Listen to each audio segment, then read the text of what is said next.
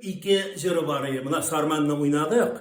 İkincisi Balamışkin. Edere şunu oynadık. Sol jırları avul jırlı turganı.